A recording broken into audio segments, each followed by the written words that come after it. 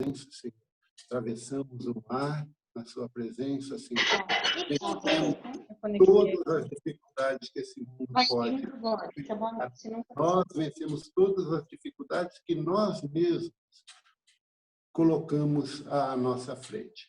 Por isso invocamos, Senhor, a sua presença em nosso meio, pedindo em nome do seu Espírito Santo que venha nos guiar, nos conduzir nesta reunião.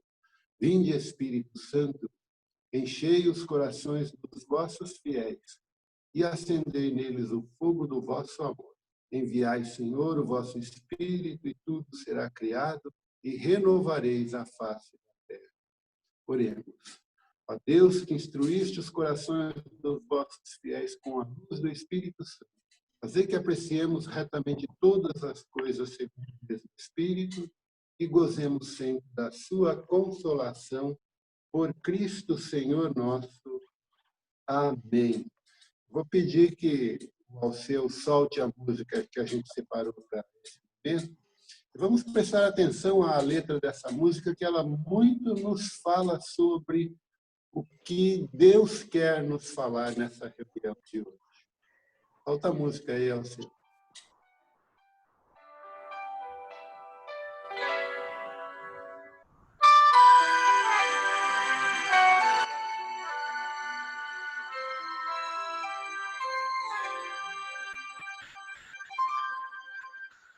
O meu Deus é o Deus do impossível. Jeová Jireh, o grande El Shaddai, que abriu o mar vermelho e ao seu povo fez passar, que da rocha água limpa fez brotar. O meu Deus é o Deus do impossível, que liberta encarcerados das prisões, faz da estéril mãe de filhos, restaura a alma do ferido e dilata o amor nos corações, que dá vista aos cegos e aos surdos faz ouvir, faz a tempestade se acalmar, andou sobre o mar e aos muros fez falar, paralíticos e coxos fez andar.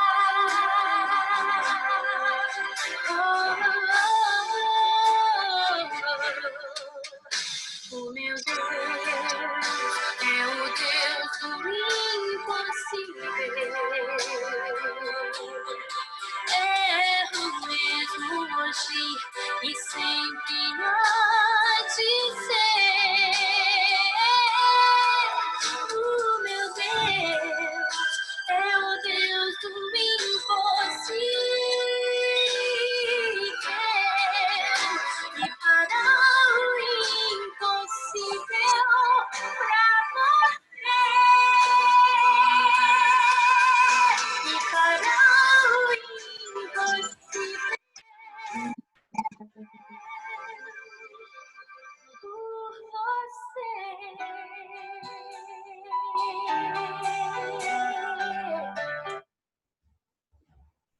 É assim, gente. O Deus do impossível que realiza impossível, realizou o impossível na vida desse povo hebreu aqui e quer realizar, ele quis realizar o impossível também na vida do faraó, dos egípcios, e ele hoje quer realizar o impossível na minha e na sua vida. Para isso, ele apenas pede passagem, pede espaço. Deixemos nossos corações abertos. Deus certamente realizará todos os impossíveis meus e seus. Boa noite a todos, prazer ter a oportunidade de estar aí na casa de vocês nos acolherem, e que Deus nos conduza, que Deus conduza aqui os nossos passos, nossa mente, nossa fala. Tá bem? Nas últimas reuniões, nós falamos de Moisés, começamos dizendo que Moisés viveu 120 anos e que a vida dele pode ser separada, dividida em 3 fases, 3 escolas diferentes, cada uma delas de 40 anos. Do 0 aos 40 anos, Moisés viveu dentro do palácio do faraó. Ele foi adotado pela filha do faraó, foi criado, então, como neto do faraó, e nessa condição pertencente à família real, ele foi treinado para assumir, talvez um dia, até o próprio posto do faraó. Mas ele chegou a ser general do exército egípcio. Então, ocupou altíssimo grau ali no comando do povo egípcio, com perspectiva de um dia até vir a conceder o próprio faraó. Nesses 40 anos, Moisés viveu, digamos assim, longe do povo hebreu, de onde ele era natural. Portanto, se ele teve alguma informação a respeito da existência de Deus, o Deus Todo-Poderoso, Deus único, Criador do céu e da terra, se ele teve alguma informação a respeito, foi informação muito vaga. Porque, em verdade, criado ali no regime politeísta dos egípcios, de certa forma, ele acedeu a essa formação, a esse regime politeísta, e na condição de um possível sucessor do faraó e general do exército egípcio, ele assumiu a posição do cara que podia tudo. Tudo que ele queria era só estalar o dedo, estava resolvido.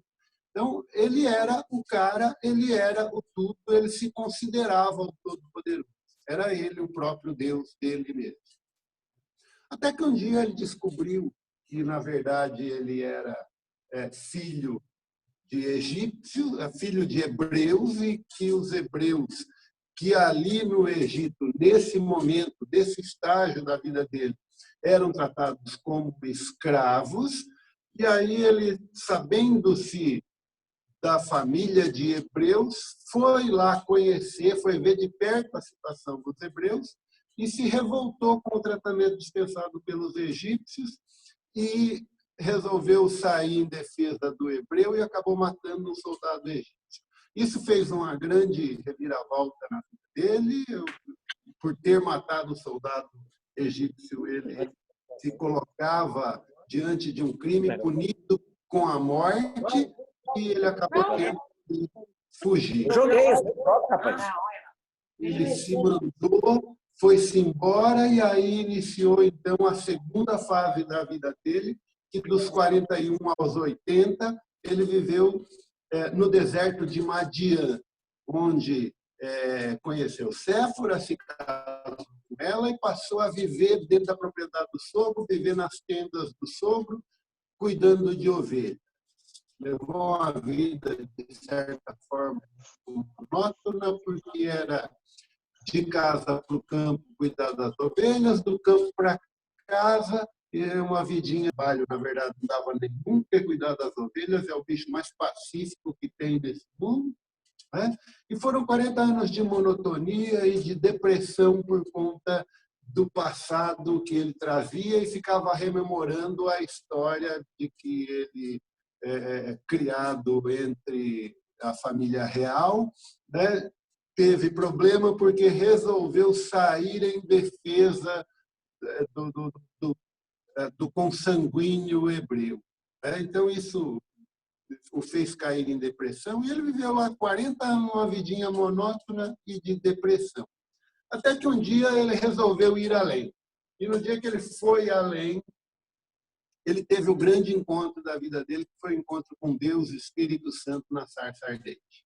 O fogo da sarça ardente, ele viu Deus, conversou com Deus e, como qualquer um de nós, inventou 1000 desculpas para não fazer aquilo que Deus estava chamando para a missão, mas, ao final, acabou se entregando e assumindo a missão proposta por Deus. No momento que ele assume a missão proposta por Deus, então se inicia a terceira fase da vida dele, que é dos 81 aos 120, que a gente já começou a falar na semana passada. O Erlon falou aqui de maneira brilhante a passagem lá das 10 pragas, que, na verdade, em momento algum, Deus quis, em momento algum, Deus ameaçava mandar pragas. Na verdade, Deus convidava o faraó a se voltar para ele. Deus mandava recado para ele dizendo: olha, esse deusinho que você tem aí, esse deusinho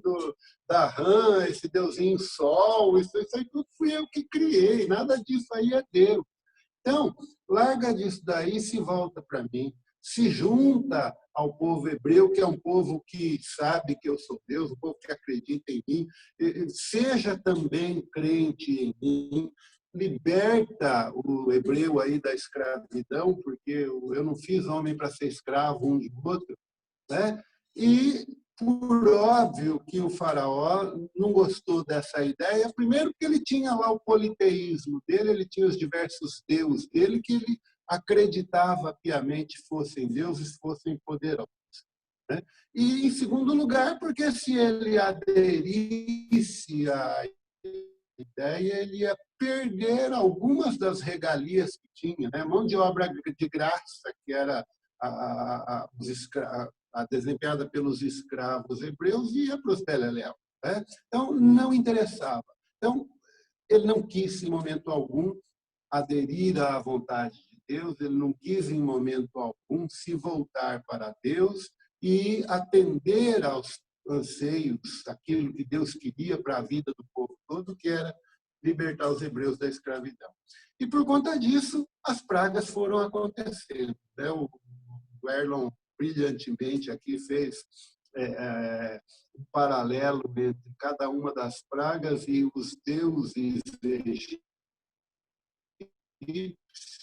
né? Que as pragas, na verdade, foram formas que Deus se utilizou para mostrar para os egípcios que aquilo que eles chamavam de deuses, na verdade, não tinha poder nenhum, não era Deus nenhum, era só obra da criação do próprio Deus, né? E, por conta disso, então, as pragas foram invadindo e, enfim, o Egito acabou sendo dizimado por conta de 10 pragas, dentre as quais, e aí destacamos a última, exatamente porque a última foi aquela que, digamos assim, amoleceu o coração do faraó. O faraó viu que tinha jeito, não adiantava ficar lutando contra Deus, que ele só ia perder.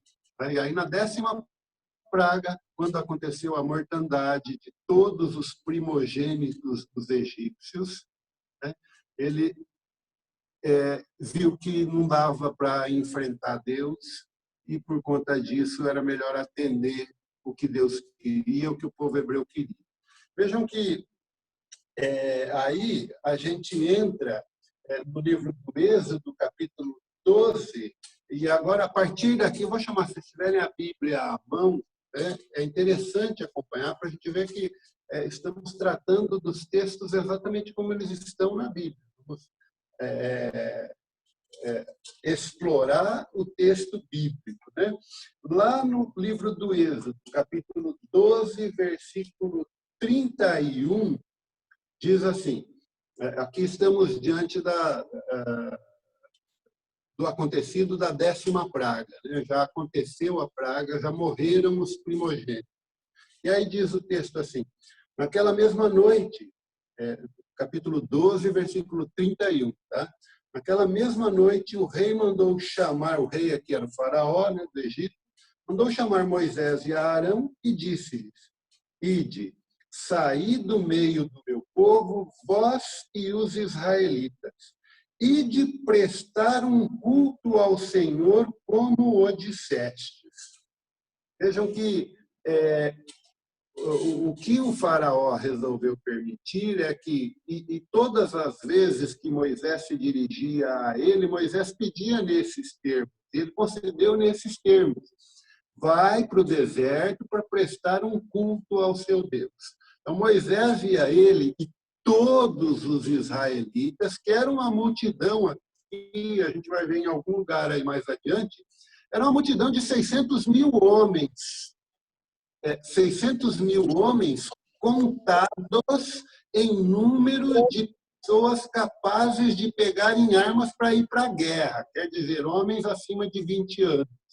Né? Eram 600 mil homens acima de 20 anos. Se contar mais as mulheres, que não contavam, se contar mais as crianças, adolescentes, jovens com menos de 20 anos que não estavam nessa conta, era uma população aí de 2 milhões ou mais de pessoas. Né? Então, esse povo todo saiu de onde eles estavam, na região de Gesem, onde eles moravam, é a região do delta do Nilo. Né? Se vocês pegarem no mapa, o rio Nilo, quando ele se aproxima do mar, talvez uns 50, 100 quilômetros antes, ele abre um monte de ramificações. Aquela região ali é conhecida como o delta do Nilo. E era a melhor região do Egito para se plantar, né? Porque a terra é muito cheia de água, muito fértil, portanto. Era ali que eles viviam. Saíram dali e foram para o deserto para prestar um culto a Deus no deserto. Essa era a proposta de Moisés e foi com isso que o faraó concordou. Né? Vejam que, então, o faraó, nesse momento, ele sucumbiu diante de Deus por conta de tantas pragas que haviam sido prometidas, ameaçadas e constatadas. Elas aconteceram. Então, é melhor vocês irem logo adorar o seu Deus antes que acabe com a gente. Né? Porém, o faraó não concordou que eles fossem embora. Né? A proposta de Moisés era: deixa a gente ir ali no deserto fazer um culto de adoração a Deus. E aí o faraó, nesse momento, falou: então tá, vai lá fazer o culto de adoração ao seu Deus. Né? Mas ele não aderiu a Deus. O faraó não cedeu, não se convenceu de que Deus é Deus. Para ele, o Deus dos hebreus era lá o Deus dos hebreus. O Deus dele era aquele monte de deuses que ele tinha, e continuou pensando assim. E ele nem imaginava que o povo hebreu ia sair dali e ia para o exército prestar culto, vírgula, ia nada, era vazar e fugir para a terra prometida. O faraó nem imaginava isso. Tanto que quando ele percebeu, e aí a gente volta lá para o livro do Êxodo, capítulo 14, versículo 5. Né? Capítulo 14, versículo 5. Você abre a sua Bíblia aí, vai estar escrito assim, ó. Quando se anunciou ao rei do Egito, o faraó, que o povo tinha fugido, o coração do faraó e de seus servos voltou-se contra o povo.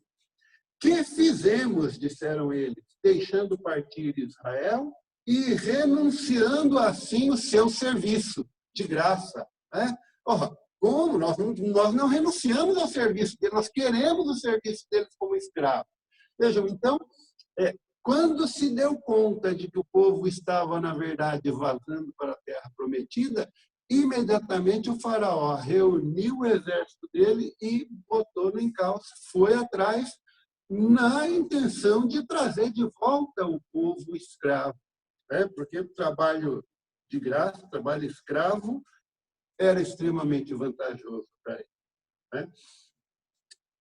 Bom, estávamos lá no Êxodo, voltamos de novo, lá para o Êxodo 12, 31. Né? Lá no 12, 31, a gente viu que o faraó concordou que o povo fosse para prestar um culto. Né?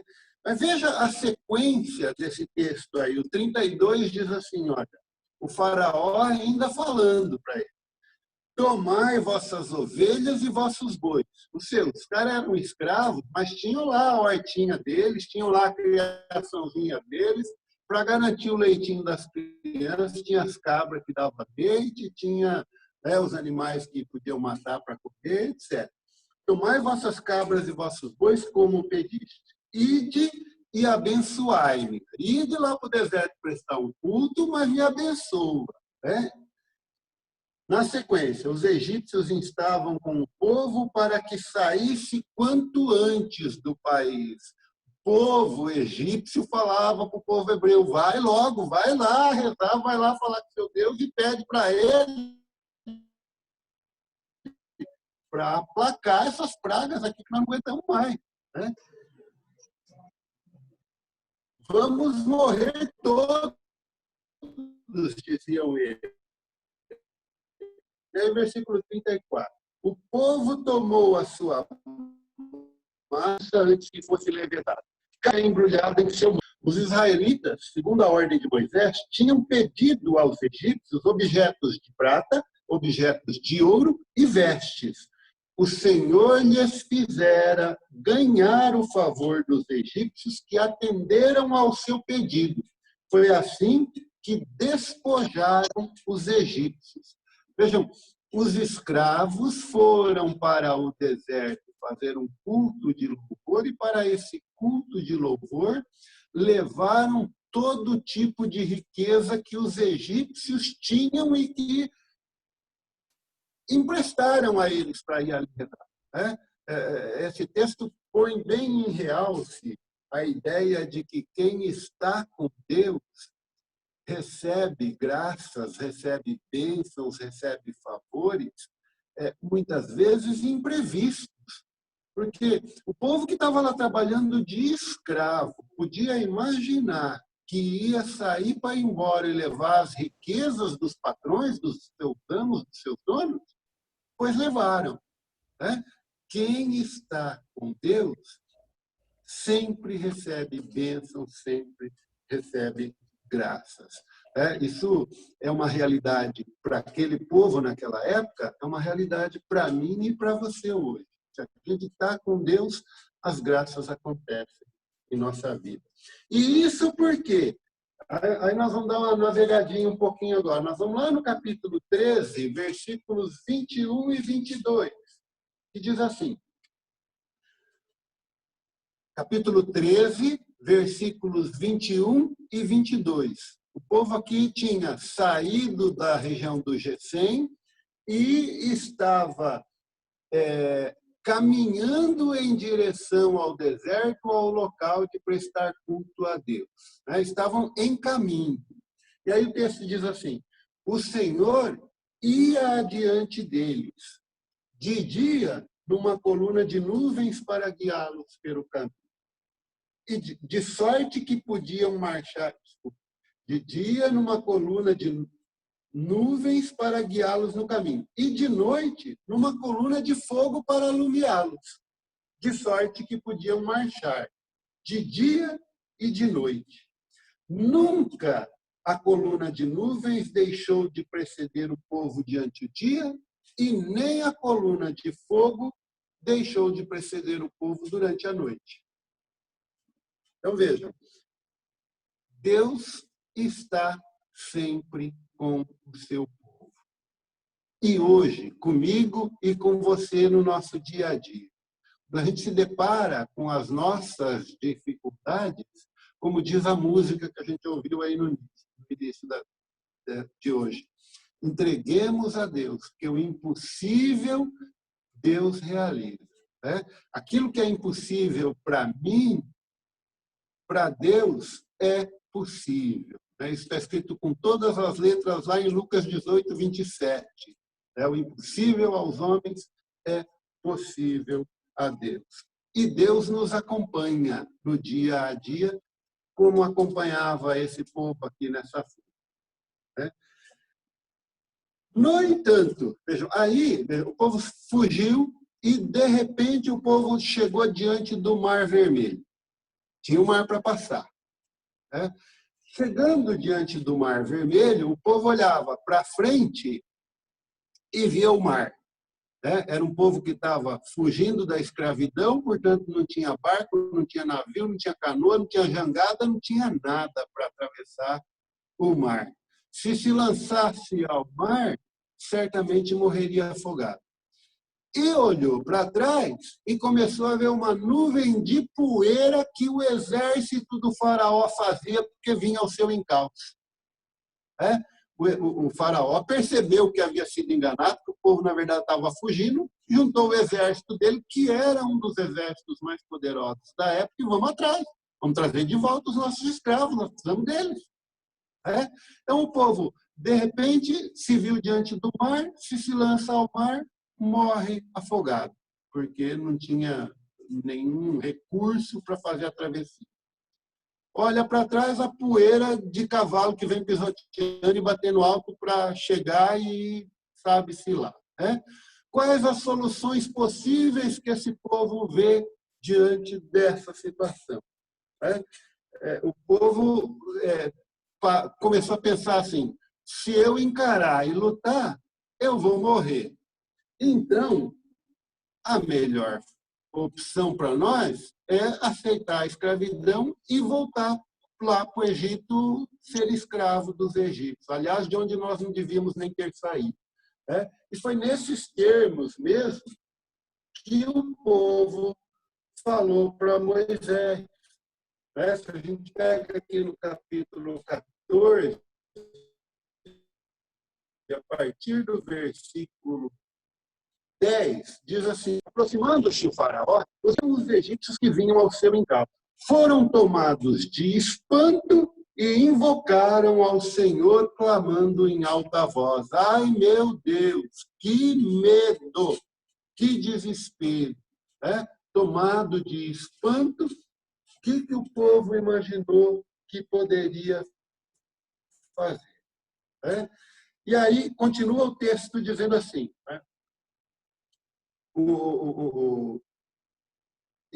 versículo 11, e disseram a Moisés, o povo, alguns foram lá para Moisés, falaram para ele, Moisés, não havia porventura túmulos no Egito para que nos conduzisse a morrer aqui no deserto?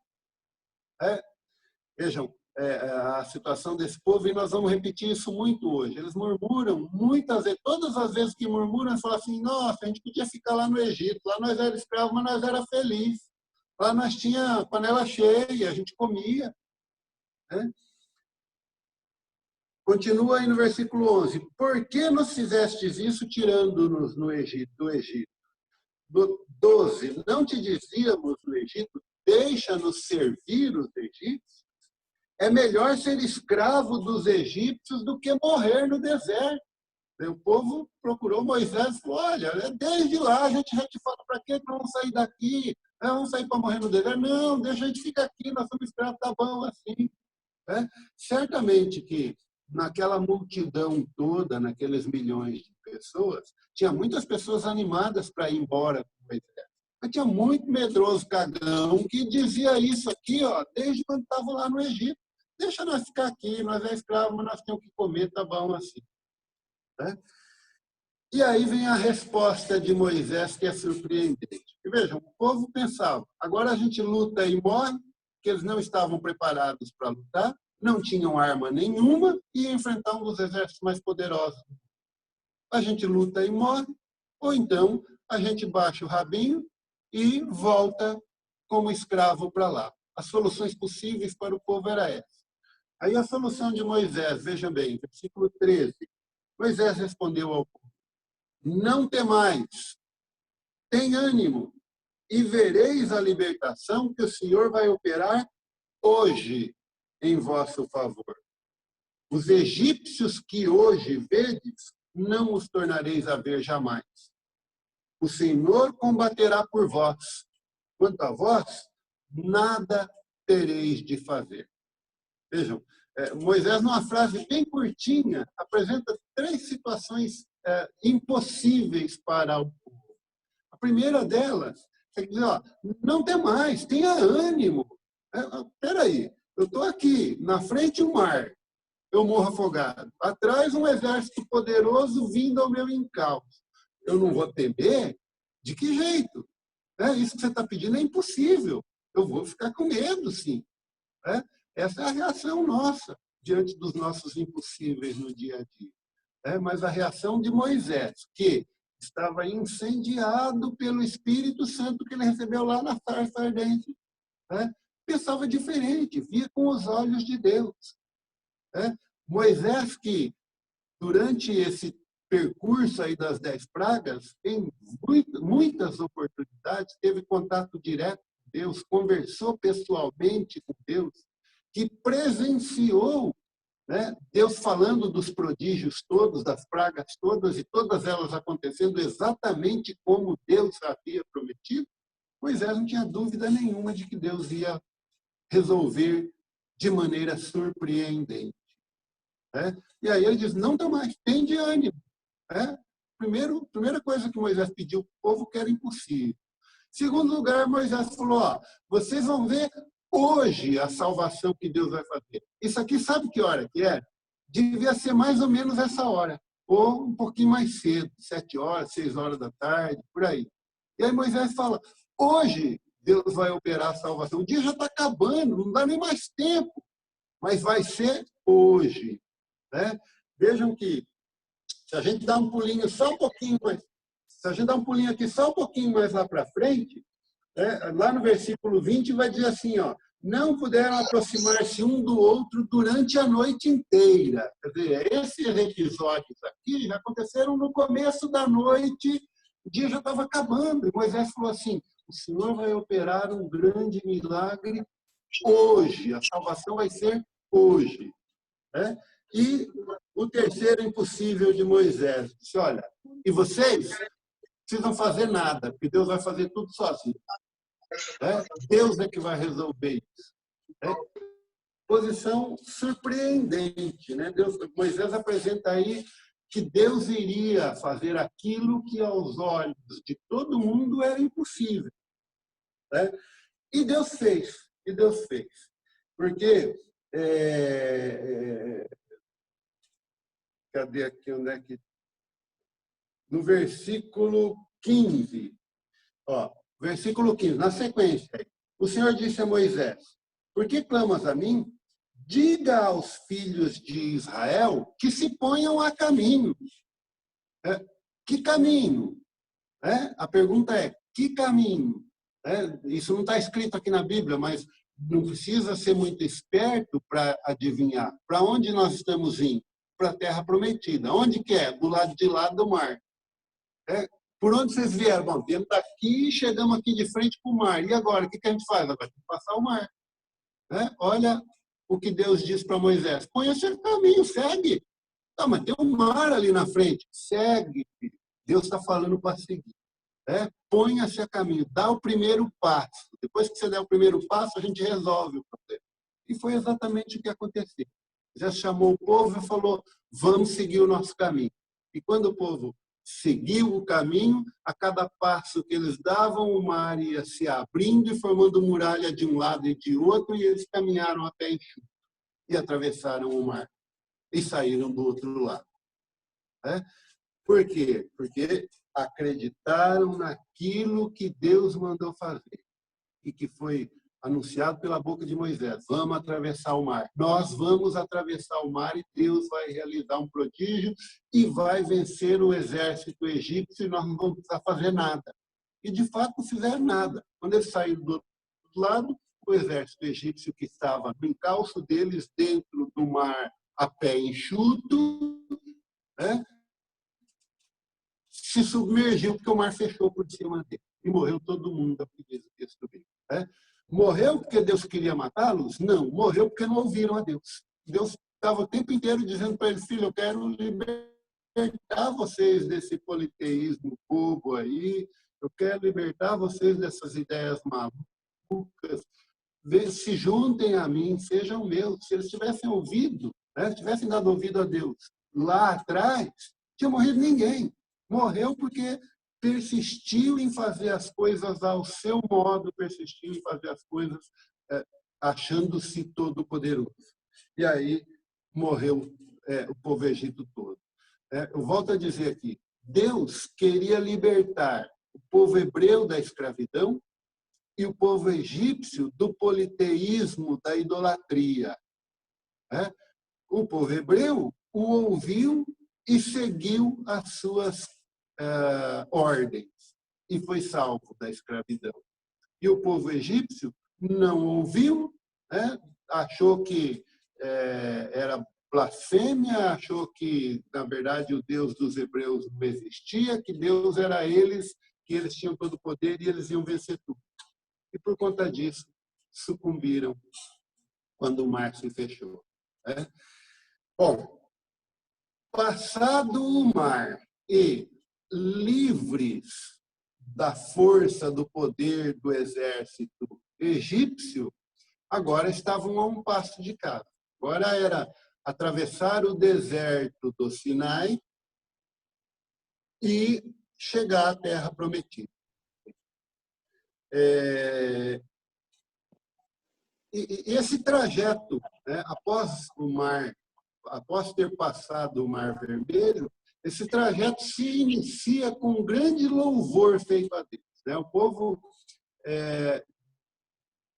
tendo presenciado, né, a libertação que tiveram da escravidão do Egito, e inclusive com a morte do exército egípcio, tudo afogado no mar, né, o povo levantou um grande clamor a Deus. E aí o capítulo 15 do livro do Êxodo, desde o versículo 1 até o 21, se ocupa de escrever, né, uma oração de louvor, de clamor que Moisés dirigiu a Deus e todo o povo o seguia nesse louvor. Só que, logo em seguida, depois de passar do versículo 21, do 1 ao 21, o povo fez um grande louvor a Deus. E no 22, o povo voltou a murmurar contra Deus. O que revela para a gente que a boca que louva é a mesma que murmura. Eu e você, que adoramos a Deus, que ficamos louvando, também praguejamos, também murmuramos, também fazemos reclamações, acusações, um monte de coisas erradas, das quais precisamos nos libertar. Se queremos ser salvos, precisamos abandonar o nosso pecado, precisamos abandonar as nossas murmurações. Né? Mas o povo, então, depois de ter louvado bastante a Deus, do capítulo 15, do 1 ao 21, no versículo 22, o povo passou a murmurar.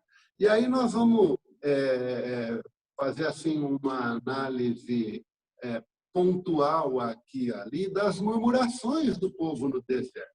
Né? A primeira delas diz respeito a: deserto tem água? Não. Então o povo passou sede no deserto. Né? E por conta da sede, o povo começou a praguejar e murmurar.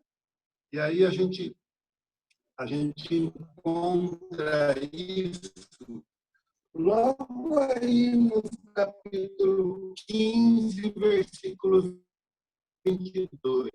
Passado o momento de louvor, passado aquele momento grande, que grande milagre Deus fez por nós aqui, que grande realização Deus fez na nossa vida. Né? Passado esse momento de louvor, imediatamente o povo se pôs a caminhar no deserto, rumo à terra prometida, e aí no versículo 22 do capítulo 15 diz assim: Moisés fez partir os israelitas do Mar Vermelho e os dirigiu para o deserto de Sur. Caminharam 3 dias no deserto, sem encontrar água. Chegaram a Mara, onde não puderam beber a sua água porque era amarga. De onde o nome de Mara que deram a esse lugar. Mara significa amarga. Né? Então, encontraram água em Mara, mas a água não podia... Fazia 3 dias que estavam caminhando pelo deserto sem água. De repente acharam água, mas a água não era bebível porque era amarga. Né? E aí, versículo 24, o povo murmurou contra Moisés. O que nós vamos beber? Moisés clamou ao Senhor e o Senhor indicou-lhe um madeiro que ele jogou na água e esta tornou-se doce. O Senhor indicou-lhe um madeiro que ele jogou na água e a água tornou-se doce e aí todo mundo pôde beber. Vejam, a água era amarga. Deus chamou Moisés à parte e falou para ele, olha, pega um pedaço dessa madeira aqui e joga lá dentro do poço que a água vai ficar boa, vocês vão poder beber. Deus estava propondo para Moisés algo muito difícil, né? Hoje, eu diria que isso é difícil. Só que hoje nós conhecemos todos os elementos químicos e todas as reações químicas que cada elemento provoca a partir da mistura com outro.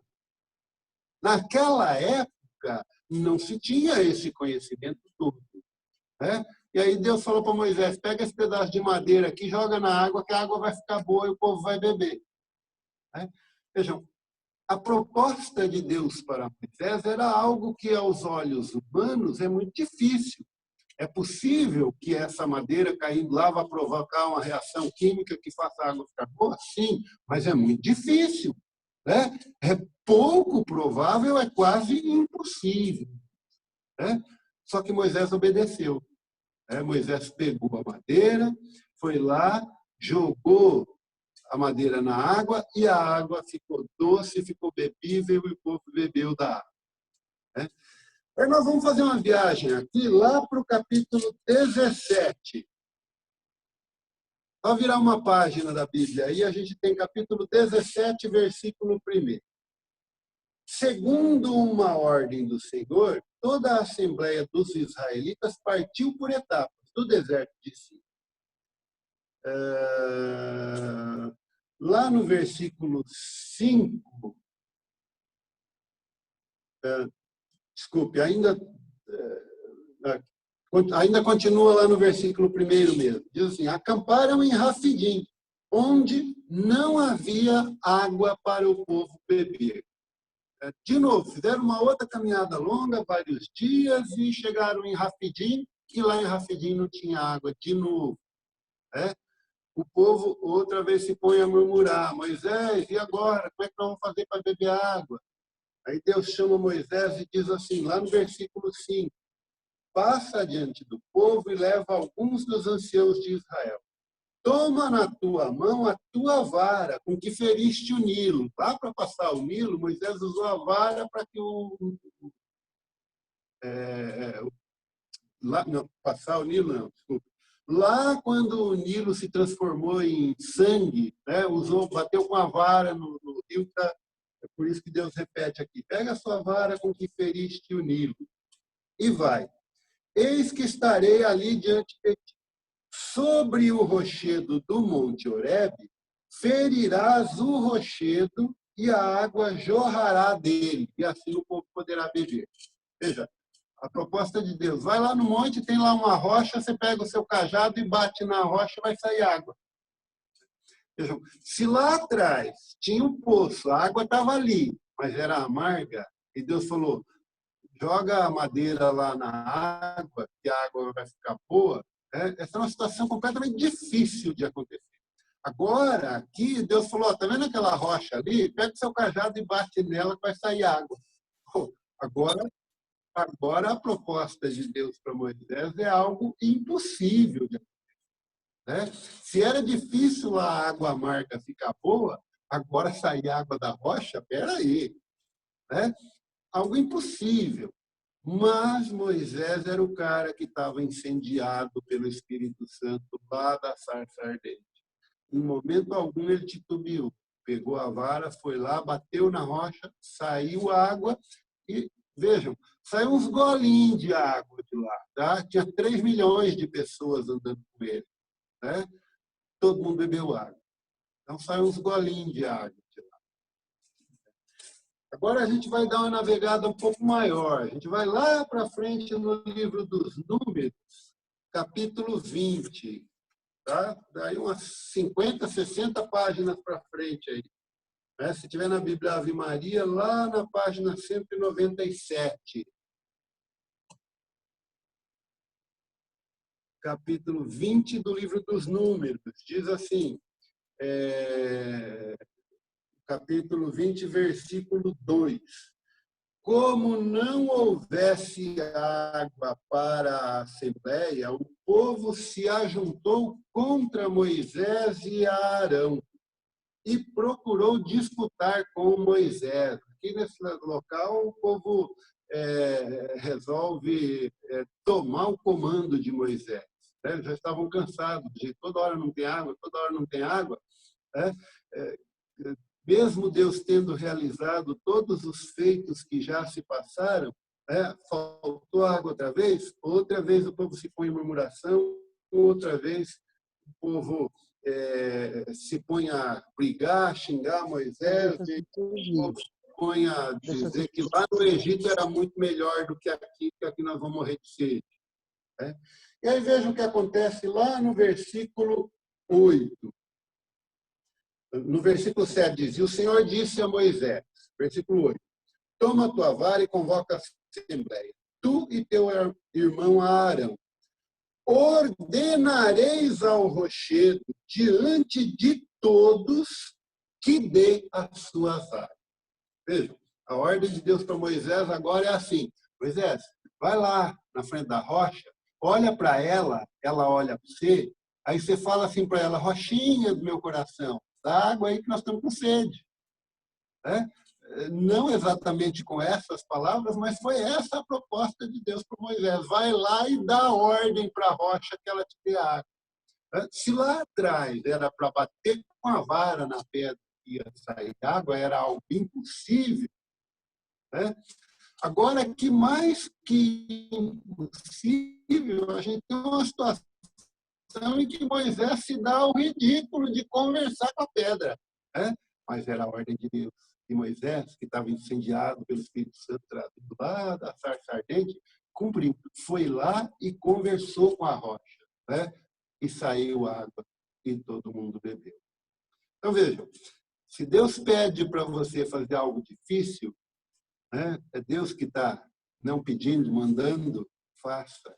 Se Deus pede, se Deus manda você fazer algo impossível, né? Faça. Se Deus manda te fazer algo que parece ser ridículo, faça mesmo assim. Porque Deus é fiel e sempre cumpre a palavra dele. E ele é todo poderoso, ele pode tudo, ele resolve qualquer problema. Né? Agora nós vamos mudar de sede para fome. O povo estava no deserto. Né? Também não tinha o que beber e também não tinha o que comer. Nós vamos voltar lá para o livro do Êxodo, vamos voltar lá atrás, onde a gente estava, no capítulo 16 do livro do Êxodo. Se for Ave Maria, página 116. Capítulo 16 do livro do Êxodo, versículo 2, diz assim, toda a assembleia dos israelitas pôs-se a murmurar contra Moisés e Arão no deserto. Disseram-lhe, oxalá tivéssemos sido mortos pela mão do Senhor no Egito, quando nos assentávamos diante das panelas de carne e tínhamos pão em abundância. Vós nos conduzistes a este deserto para matardes de fome toda a multidão. Então, agora nós estamos com fome, Moisés. E agora, o que você vai fazer para resolver o problema da fome?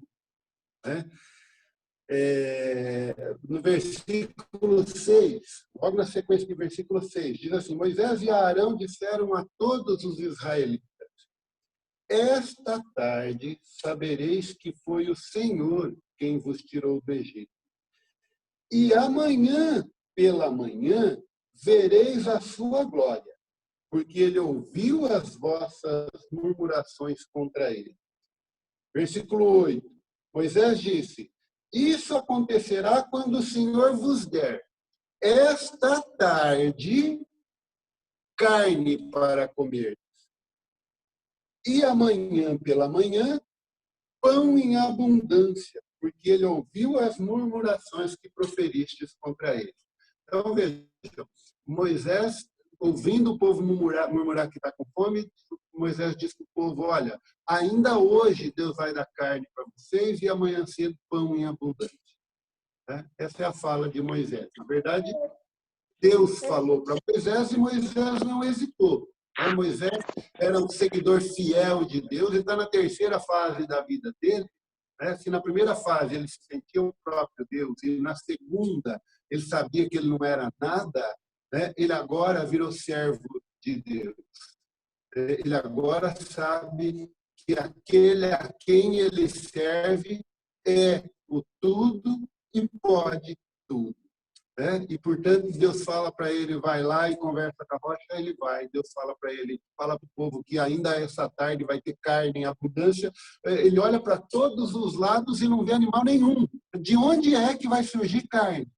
Essa é a pergunta que deveria fazer. Mas ele não faz, ele não hesita. Ele vai lá e fala para o povo, ainda hoje todo mundo vai comer carne em abundância. E aí a gente vai lá para o versículo 13, que diz assim, à tarde, com efeito, subiram codornizes do horizonte e cobriram o acampamento. E no dia seguinte, pela manhã, havia uma camada de orvalho em torno de todo o acampamento. Tendo evaporado esse orvalho, eis que sobre a superfície do deserto estava uma coisa miúda, granulosa, miúda como a geada sobre a terra. Vendo isso, disseram os filhos de Israel uns aos outros, que é isso? Pois não sabiam o que era. E Moisés disse, esse é o pão que o Senhor vos manda para comer. O que é isso? A pergunta do povo diante do maná caído do céu. Na verdade, o que é isso na linguagem hebraica é algo que se pronunciaria mais ou menos manhu, ou manha. É o maná. Daí que veio o nome. Então, quando o povo deu o nome de maná, na verdade, o nome daquele alimento era o que é isso? Porque foi a pergunta que fizeram diante do alimento que Deus havia mandado do céu. Deus mandou o maná, Deus mandou o alimento granulado, e eles olharam aquilo e falaram assim, manha, o que é isso? E o nome ficou, o que é isso? Muito bem. Deus mandou, como Moisés havia profetizado, carne no mesmo dia, pão no dia seguinte, e mais do que isso, mandou pão por 40 anos. Eles ficaram 40 anos no deserto, e durante 40 anos, todas as manhãs, tinha maná caído sobre a areia para eles recolherem e prepararem o pão para comer. E mais do que isso, o maná que caía do céu tinha sabor, sabe de quê? Daquilo que você quisesse. O maná tinha o sabor que você escolhesse. Hoje, vou comer uma picanha deliciosa aqui. Era o sabor que o maná tinha. Hoje vou comer uma costela no bafo. Era o sabor que o maná tinha. Isso está escrito com todas as letras lá no livro da Sabedoria, capítulo 16, versículos 20 e 21. Durante 40 anos, todos os dias o povo tinha maná para comer e comia o maná com o sabor que quisesse que ele tivesse. Mas aí, junto com o maná, Deus mandou para o povo uma ordem. Está lá no versículo, ainda estamos no capítulo 16, nos versículos 19 e 20. Moisés disse, versículo 19, Moisés disse-lhes, ninguém reserve dele para o dia seguinte. Ninguém reserve para o dia seguinte. Sabe por quê? Porque no dia seguinte vai ter de novo. Deus vai mandar todos os dias. Então, você vai pegar o suficiente para a sua família comer hoje. Amanhã vai ter de novo. E vejam que situação. O povo que estava passando fome, de repente, vê o maná ali para preparar o pão e recebe a ordem, olha, pegue só para hoje, tá? Porque amanhã vai ter de novo. Imagina eu e você caminhando na rua e, de repente, aparece uma chuva de dólares, né? E aí alguém fala assim, olha, pega só o suficiente para as suas necessidades de hoje, que amanhã vai chover dólar de novo, né? Fazendo assim um paralelo, uma comparação, era mais ou menos essa situação que tinha, né? Nem eu e nem você vamos hoje pegar os dólares só para hoje, e nem eles pegaram o maná só para um dia, né? O versículo 20 diz assim, alguns não ouviram e guardaram dele até pela manhã, mas criou vermes e cheirou mal. Não era para guardar por outro dia, né? O que é que essa passagem nos ensina? Que nós vivemos num mundo de riquezas materiais para todo lado. E que nós não temos que nos preocupar em acumulá-las, nós não temos que nos preocupar em guardar para amanhã, nós não temos que nos preocupar em formar riqueza para deixar para os nossos filhos, nossos netos, né? Porque Deus sabe das nossas necessidades e Deus vai prover as nossas necessidades à medida em que elas forem aparecendo, né? Ao contrário disso, nós, seres humanos, somos extremamente egoístas e queremos acumular riquezas. E quando fazemos isso, né, falta para o próximo, né? E quando a gente vê aquele cara podre de rico, a gente olha para as nossas misérias e fala assim, puxa, ele podia dar só um pouquinho para nós, né? Então vejam que quando a gente olha para o outro que é muito rico e pensa que a gente podia receber um pouquinho, né? A gente tem que também olhar do outro lado e ver o outro que é mais pobre e saber que ele também olha para a gente e fala que a gente podia dividir um pouquinho, né? Deus nos dá o necessário todos os dias de nossa vida, né? A gente só tem que lutar. Nós não podemos ficar de braço cruzado e deixar que Deus faça tudo sozinho, né? Porque Deus faz os milagres do jeito dele e no tempo dele, mas com a nossa participação, com a nossa luta, nós temos que fazer a nossa parte, né? Se a gente, vejam que aqui, nesta passagem, o povo estava passando fome e pediu comida, né? E Moisés falou, ó, carne ainda hoje e pão amanhã cedinho, e pão todas as manhãs, né? Deus vai mandar o pão todas as manhãs. E aí o povo ficou ali no deserto, na verdade o povo passou no deserto 40 anos, e durante 40 anos o maná veio todos os dias. Mas nós vamos voltar lá para o livro dos Números agora para ver uma outra passagem em que o povo reclama da fome. Lá no livro dos Números, capítulo 11, Números, capítulo 11, versículos de 4 a 6. Está na página Ave Maria 187. Diz assim, a população que estava no meio de Israel foi atacada por um desejo desordenado, de modo que até os israelitas recomeçaram a gemer. E a pergunta, quem nos dará carne para comer? Quem nos dará carne? O povo estava comendo maná todos os dias, e o maná tinha um sabor que quisesse, tinha sabor de picanha, mas não queria comer sabor de picanha, queria comer picanha. Quem vai nos dar carne para comer? E aí o texto continua dizendo, lembremos-nos dos peixes que comíamos de graça no Egito, dos pepinos, melões, alho, cebola, da cebola e do alho que comia lá. E começou a praguejar por causa disso, né? Passou a exigir carne. O senhor está dando maná com gosto de picanha, mas não é isso que eu quero a picanha, né? Eu e você, hoje, né, fazendo um paralelo, quantas vezes nós, né, nos colocamos nessa situação diante de Deus e falamos para Ele que estamos com saudade da escravidão do Egito, com saudade da cebola que a gente comia lá no Egito, né? E aí a gente continua aqui no capítulo 11, lá no versículo 21. Moisés diz: esse povo, no meio do qual estou, conta 600.000 homens de pé. Lembra que eu falei lá no começo? 600.000 homens, mais mulheres, mais crianças, adolescentes, homens aqui acima de 20 anos, né? 600.000 homens de pé.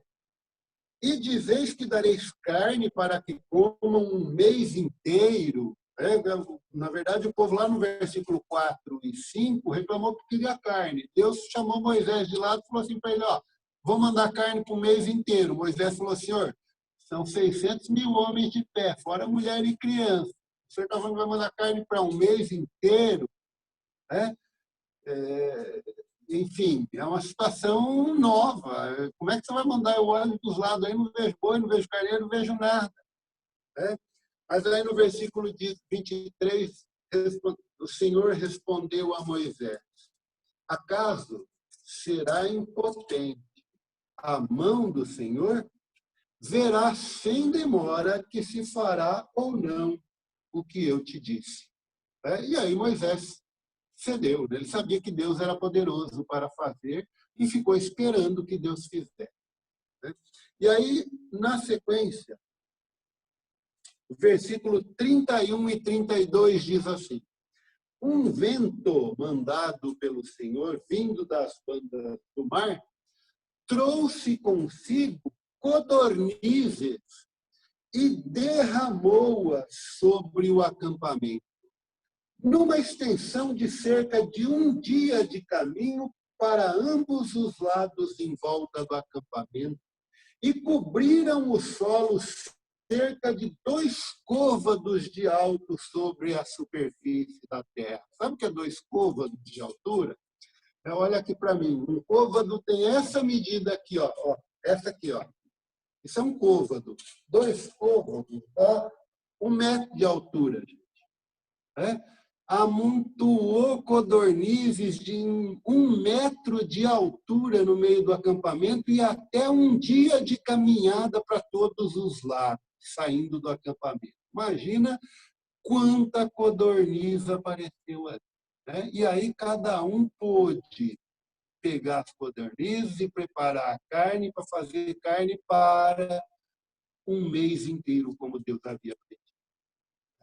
Então vejam que Deus manda o alimento para o dia a dia e Deus, diante de uma situação de desespero, né? Deus faz as coisas acontecer, ainda que ainda que aparente ser algo ridículo, né? Ainda que aparente ser algo pouco provável, né? Vejam, quem daqueles 2 milhões de pessoas lá, até mesmo Moisés, podia esperar que viesse uma, entre aspas, chuva de codornizes para derramar tanta codorniz no deserto no momento que eles queriam comer carne, né? Então, na verdade, eu quero dizer aqui para vocês, para cada um de vocês aí, todos aí, eu não sei qual que é o seu impossível hoje, mas dá uma espiadinha pela sua janela aí e veja que já vem voando as codornizes. Deus está mandando para resolver a sua dificuldade, né? Uma chuva de codornizes, eu não sei qual é a codorniz que você espera, né? Apesar de todo lamento, de todo murmúrio do povo. A Bíblia relata, aqui no livro do Êxodo, 7 ocasiões. Veja, 7 é número de perfeição, né? Significa que o povo era perfeito em fazer reclamações dessa natureza. A Bíblia relata 7 ocasiões em que o povo chamou Moisés para falar para ele: Moisés, a coisa está dura, não está dando assim, por que você tirou a gente do Egito? A gente preferia ficar lá. Lá tinha cebola, lá tinha alho, né? 7 oportunidades o povo chamou ele para falar para ele isso. A gente preferia ter ficado lá, né? Ou pelo menos 7 ocasiões são narradas no texto bíblico que o povo, né, falou isso para ele.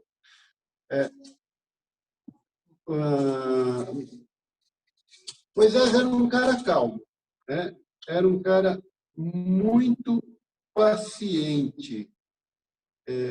Eu anotei isso em algum lugar aqui, eu só queria ver se eu acho para falar para vocês. Moisés era o cara, eu anotei em algum lugar, mas acho que agora perdi aqui. Tem um versículo aí no meio do texto daí do Êxodo que diz assim: Moisés era um cara paciente, o mais paciente que o mundo já viu. Está escrito com essas palavras aí, né? Moisés era um cara paciente, mas, vejam, o povo irritou, o povo murmurou, o povo lamentou tantas vezes, a ponto de, a gente volta lá para o livro do Êxodo, capítulo 17, versículo 4, capítulo 17, versículo 4, diz assim, olha, e dirigiu Moisés esta prece ao Senhor: que farei a este povo? Mais um pouco e irão apedrejar-me. Veja, Moisés, que estava na condução do povo, estava se sentindo ameaçado pelo povo que murmurava, lamentava, reclamava e que estava a ponto de apedrejá-lo, de matá-lo por apedrejamento. Estava com medo de que isso viesse a acontecer, né? Mesmo assim, ele se manteve firme, inabalável e intercessor de todo aquele povo diante de Deus, todas as vezes que isso era necessário. O texto, agora achei aqui, estou passando os olhos na folha, lá no livro dos Números, capítulo 12, versículo 4, se quiser anotar aí. É o texto que diz que Moisés era o homem mais paciente que já existiu, né? Livro dos Números, capítulo 12, versículo 4. Muito bem.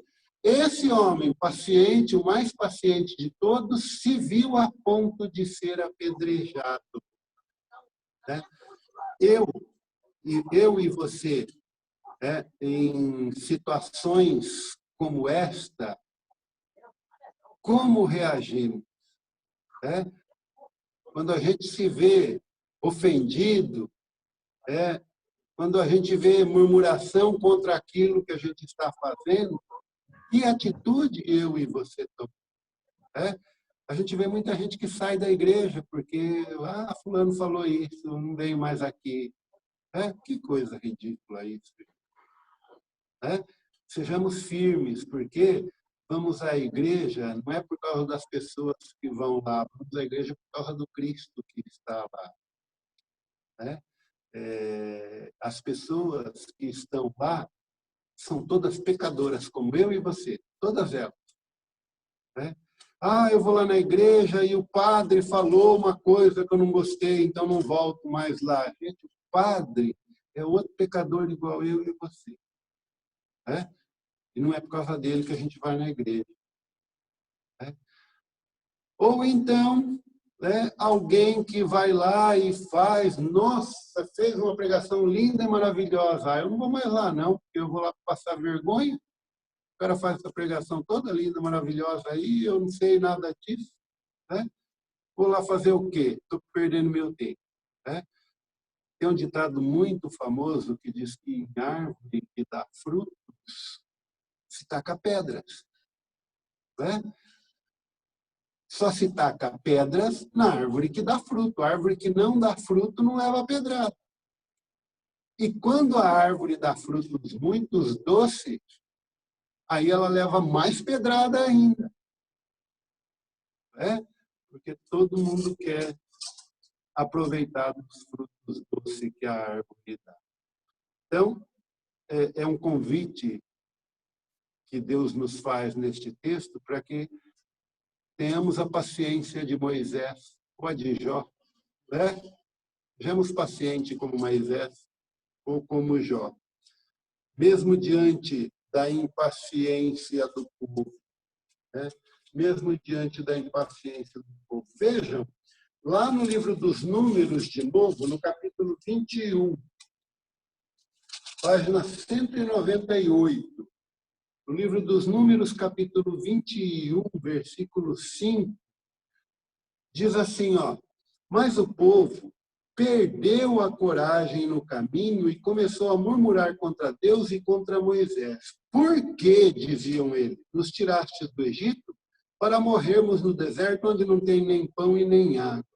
Estamos enjoados desse miserável alimento. Isso aqui é a fala do povo que estava comendo maná. Estamos enjoados desse miserável alimento. Outra versão da Bíblia fala assim: estamos enfastiados desse alimento de penúria. Né? Essa foi a denominação que o povo que estava comendo maná no deserto deu ao maná. Né? Enquanto que o maná tinha o sabor daquilo que eles quisessem. Eu volto a dizer isso. Isso está lá no livro da Sabedoria, capítulo 16, versículos 20 e 21. O maná tinha o sabor que você quisesse. Né? Para encerrar, um último texto, aí no capítulo 21 do livro dos Números, no versículo 6, diz assim: o povo estava reclamando do maná, né? Desse miserável alimento.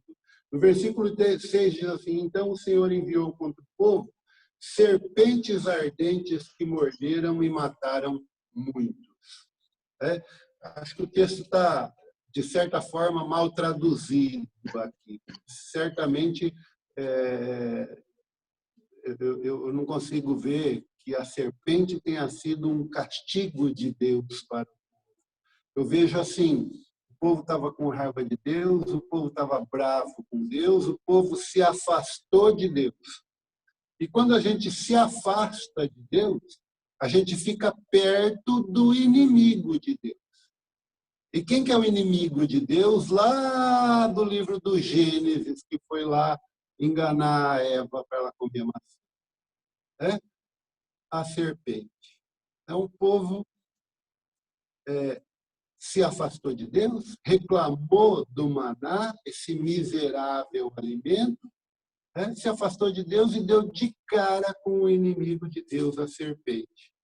E a serpente picou muitos e muitos morreram, e aí o povo viu a cagada que tinha feito, procurou Moisés e falou para ele: Moisés, pelo amor de Deus, intercede por nós junto de Deus.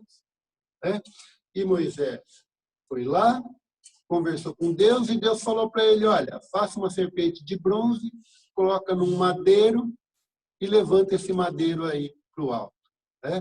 Passagem que leitura bíblica do dia da crucificação de Cristo, ou de um dia em que Jesus fala de um sinal. Ele fala dessa serpente aqui levantada no deserto, que era, na verdade, um prenúncio da forma como Deus, o Cristo, iria vencer o mal.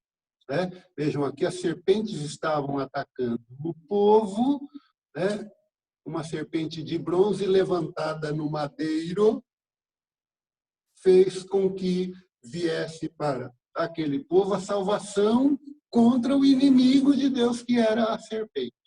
Da mesma forma que Jesus lá na frente vai ser oferecido em sacrifício, levantado no madeiro, pela salvação minha e sua salvação de todos nós.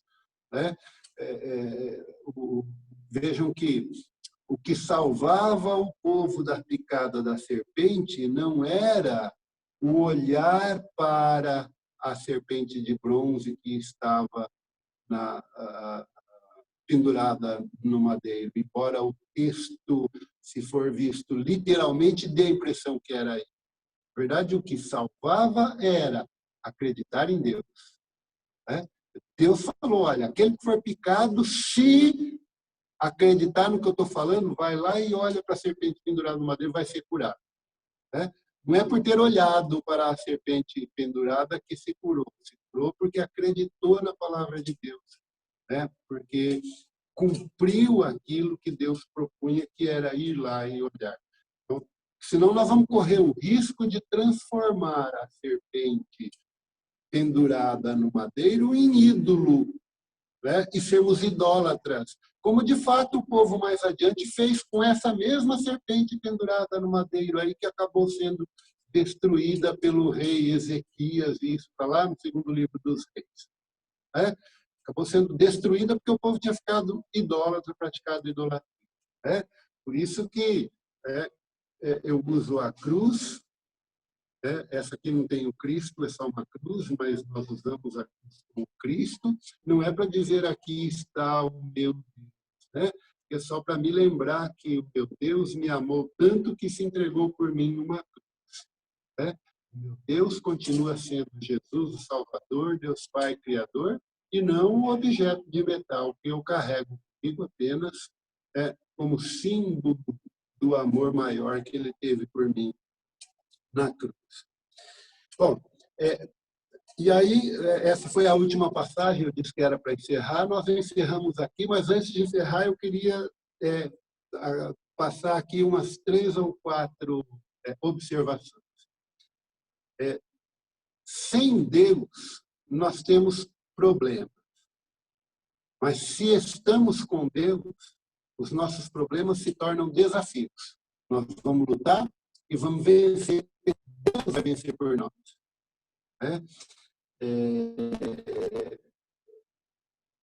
Os problemas fazem parte da nossa vida.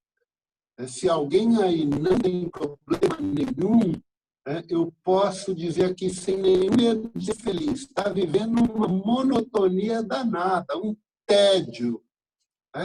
Os problemas estão em nossa vida para serem enfrentados, para lutarmos para vencê-los. Se lutamos sem Deus, o problema fica gigante. Se lutamos com Deus, o problema se torna desafio. E nós vencemos porque Deus vence por nós. Sempre há solução para problemas. Quando o problema é crônico, Deus dá uma solução de forma permanente. Eu estava passando fome, Deus mandou maná. Por 1 dia, 2 dias, 3 dias, a vida inteira. A solução é permanente. Agora, quando a situação é de impossível, Deus faz o imprevisível para resolver. Quando que aquela população, aquela multidão de 2 ou 3 milhões de pessoas no deserto ia imaginar, passando fome ali, comendo maná todo dia e fatiado do maná, são palavras deles, quando que imaginar que de repente eles iam ter carne por 1 mês? Certamente, se Moisés tivesse dito para eles, nós vamos ter carne por 1 mês, eles iam, ou quando Moisés disse, provaram que muitos deles deram risada. Onde é que vai aparecer essa carne? Mas Deus faz o imprevisível. E as codornizes apareceram em tanta quantidade que eles comeram carne por 1 mês. Terceiro, Deus não ajuda. Deus te ajuda, não. Deus não ajuda ninguém. Deus resolve. Quem ajuda sou eu, é você. A gente se ajuda um ao outro. Deus resolve. Agora, ele resolve se você quiser, se você der abertura, se você permitir que ele venha fazer parte da sua vida. Por fim, eu quero dizer para todos vocês, repetir por frase que eu já falei aí no meio. Todas as vezes que você se deparar com o seu problema, lembre-se que Deus está trabalhando por você e já vem voando as suas codornizes. Olha para o horizonte que as codornizes estão vindo de largas, de grandes asas e já estão chegando.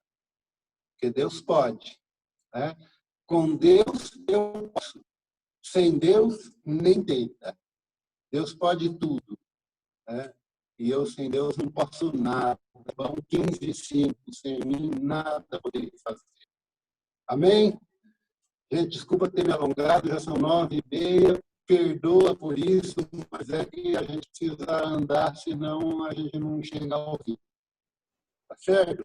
Se tiverem perguntas, está aberta a palavra ao seu, se quiser falar, também está por aí, gente, socorro, me ajuda e Deus abençoe a todos.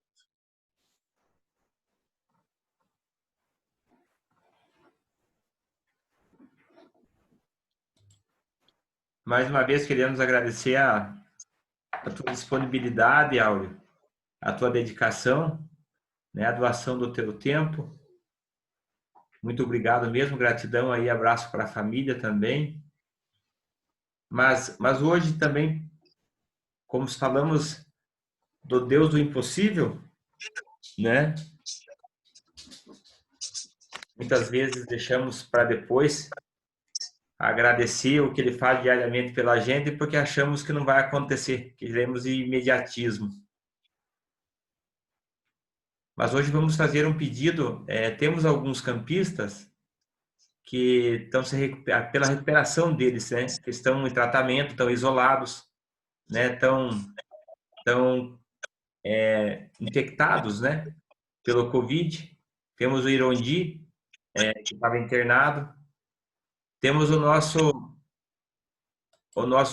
compadre, o compadre Erlo também, que estava no trabalho, também contraiu, está em quarentena, está se recuperando, ainda está isolado do trabalho.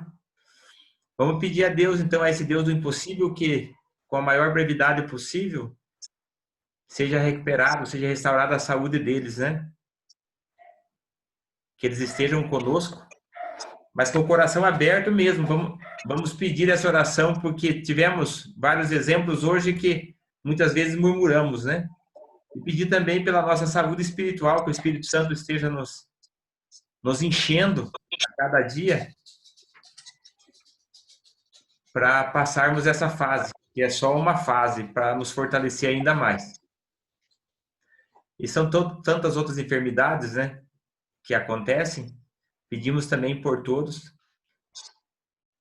Vamos então pedir a Nossa Senhora, através de rezando uma Ave Maria, pela família do Hélio e do Erondi. Se tiver mais alguém também, eu ainda não tenho notícia. Pode alguém levantar a mão, de repente pode falar. Mas vamos agradecer então e fazer esse pedido. Vou estender a nossa mão para o Erlon, que está aqui. Não sei se ele está no vídeo, tá? Erlon? Né? Sim. Então vamos pedir a Maria que interceda por ele, Nossa Senhora do Perpétuo Socorro. Hoje é dia de São Lourenço também, diácono São Lourenço, que foi Marte, né?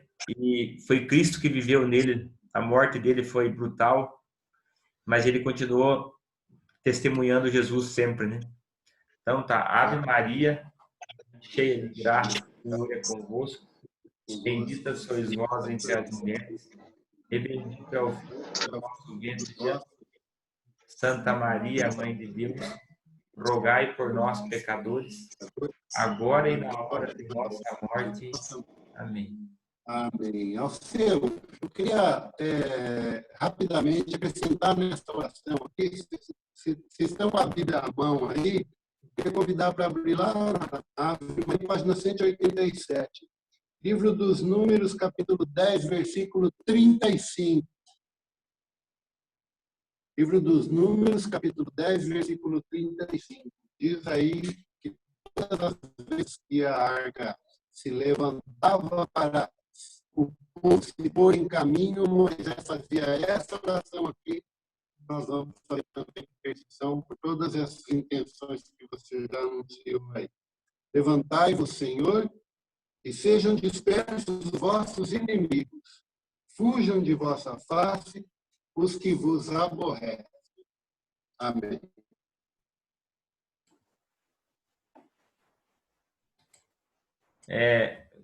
Erlon, se quiser dar uma palavrinha, eu sei que você está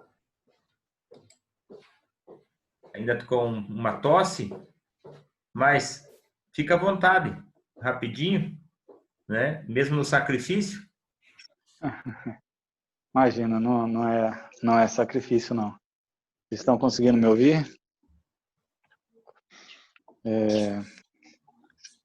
Desculpa aí o cansaço, a voz um pouco meio abatida, mas deu positivo, né, o Covid, e tive um pouquinho de complicação, febre essa semana.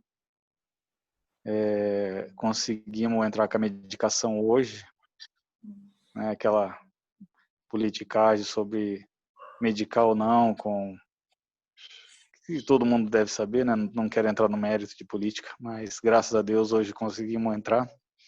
Acredito que o mais breve possível a gente vai estar retomando. Quero agradecer o Áureo. Áureo, obrigado de coração, irmão, por estar conosco aí, por estar dividindo, partilhando essa sabedoria que nós precisamos ter, esse conhecimento para poder amadurecer na fé. Agradecer ao seu pessoal que tem se disponibilizado em manter essas formações. Todos aqueles que estão com seus celulares aí acompanhando as formações, que tudo isso só acontece porque, como eu sempre tenho dito, porque nós nos colocamos a serviço de Deus, né? Nós nos colocamos em caminhar. O Auro foi contando aí o caminhar do povo e a gente murmurando, e aí a gente pôde, muitos de nós podemos ver como a gente tem reclamado de tanta coisa. E ontem a Fredilson fazia uma abordagem sobre o andar, né, de Pedro na água, quando Jesus vinha e ele pediu para ir. E aí eu fiquei refletindo bastante aquilo. E a Missão Mariana Braga tem lá no centro de formação a imagem, né, Áureo? Jesus sobre a água, estendendo a mão.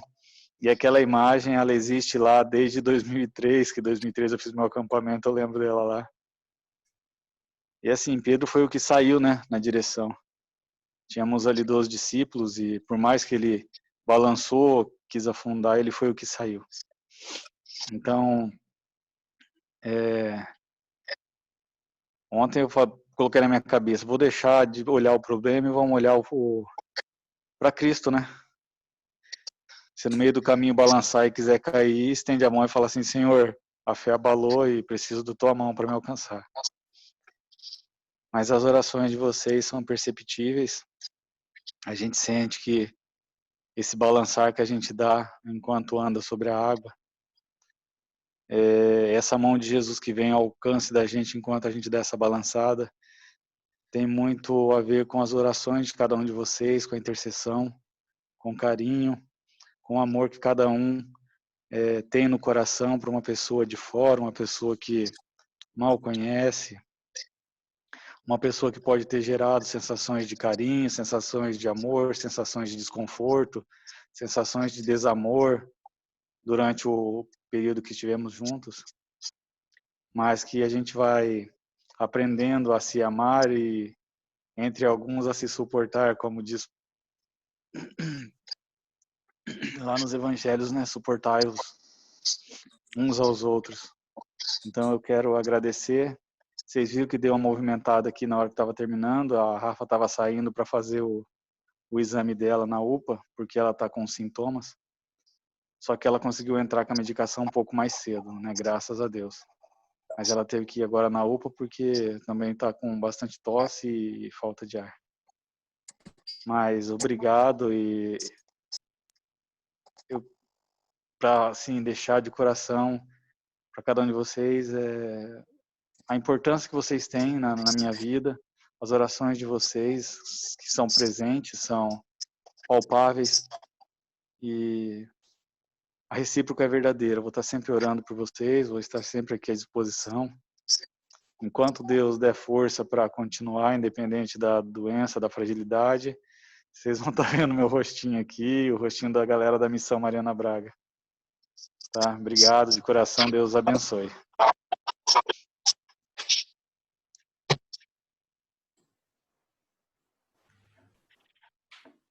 Deus te abençoe também muito,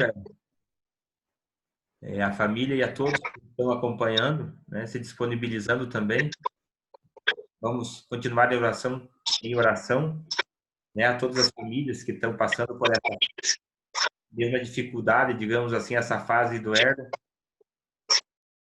Vamos continuar intercedendo com bastante força, com bastante pedido. E estamos só confirmando para segunda-feira, no mesmo horário, né? Teremos, se mais alguém quiser convidar para participar, ainda temos espaço, né? Nós estamos com 6 pessoas, então sempre tem. Nós agradecemos imensamente a todos que estão assíduos aqui. A gente está vendo praticamente os mesmos rosto aqui, aqueles que aparecem, né? Mas pelo nome a gente também está vendo. Então, gratidão a todos. E Deus abençoe até segunda-feira. Amém, amém. Deus abençoe a todos. Até Estivemos reunidos, né? Em nome do Pai, do Filho e do Espírito Santo. Amém. Boa noite a todos. Vai lá, Erno, para você.